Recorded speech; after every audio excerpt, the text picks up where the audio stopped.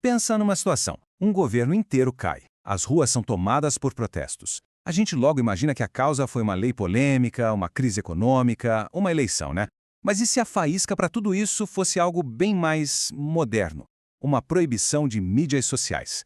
Parece ficção, mas foi exatamente o que aconteceu no Nepal. Tá, vamos entender isso direito. Como é que o bloqueio de alguns aplicativos de celular conseguiu ter força para derrubar um governo? A história é bem mais complexa do que parece à primeira vista. Para a gente conseguir entender essa queda, primeiro a gente precisa olhar para o evento que, acendeu o pavio de tudo. O clímax de toda essa história foi no dia 9 de setembro de 2025. Foi quando o primeiro-ministro do Nepal, K.P. Sharma Oli, entregou o cargo. Ele disse que o país vivia uma situação extraordinária. Resumindo, o governo tinha caído. Só que os protestos não eram só sobre internet, entende? Existia uma frustração bem mais profunda, e isso ficou claro na fala de um manifestante. Todos os jovens estão saindo do país. A gente quer proteger nossos jovens e melhorar a economia. E essa frustração que já era generalizada só precisava de um empurrãozinho, um gatilho. E ele veio. Veio na forma de um bloqueio repentino de 26 plataformas de mídia social. Foi assim, praticamente da noite para o dia. E olha, não estamos falando de aplicativos desconhecidos, não. A proibição atingiu gigantes.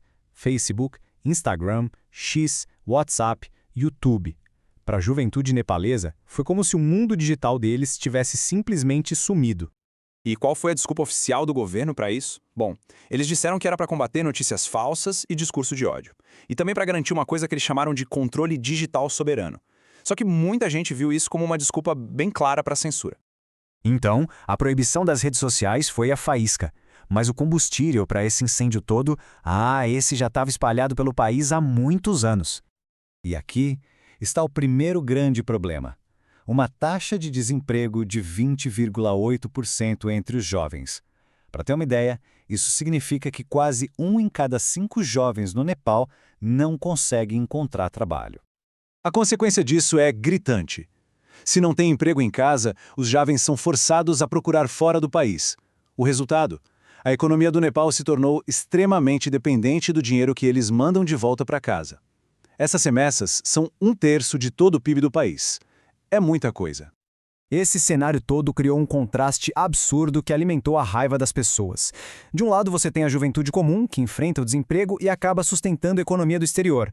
Do outro, os chamados Nepal Kids, basicamente os filhos da elite política que ficavam ostentando carros de luxo e viagens nas mesmas redes sociais que o governo tentou proibir. Para muita gente, isso virou o símbolo da corrupção e da desigualdade. Mas, claro, essa frustração toda não surgiu do nada. Ela tem raízes bem profundas em décadas e décadas de fragilidade política.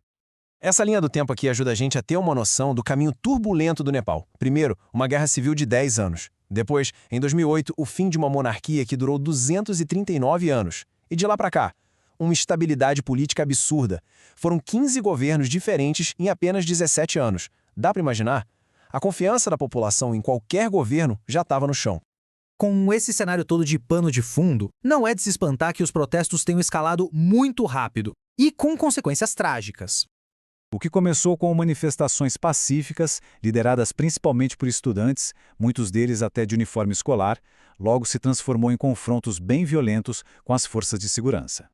E o custo humano foi terrível. Pelo menos 19 manifestantes morreram durante esses confrontos. A resposta das forças de segurança foi brutal. Eles usaram munição letal, balas de borracha, gás lacrimogênio, canhões de água, tudo contra os manifestantes. A comunidade internacional, claro, reagiu com choque. A Anistia Internacional chegou a declarar que o uso de força letal contra manifestantes é uma grave violação do direito internacional. A essa altura, a pressão, tanto dentro quanto fora do país, se tornou simplesmente insustentável. O governo estava prestes a desmoronar. E a queda do governo aconteceu em etapas, bem rápido. Primeiro, ministros super importantes como os do interior, da agricultura e da saúde pediram para sair. Logo depois, com a pressão no máximo, o governo voltou atrás e suspendeu a proibição das redes sociais. E por fim, o golpe final. O primeiro-ministro Oli renunciou, selando de vez o destino do seu governo. E tudo isso nos deixa com uma pergunta que é fundamental para o futuro do Nepal. Ok, a monarquia acabou, não existe mais. Mas será que aquela cultura de poder, de privilégio, de nepotismo, será que ela realmente mudou? Essa parece ser a verdadeira crise que a democracia do Nepal ainda tem pela frente.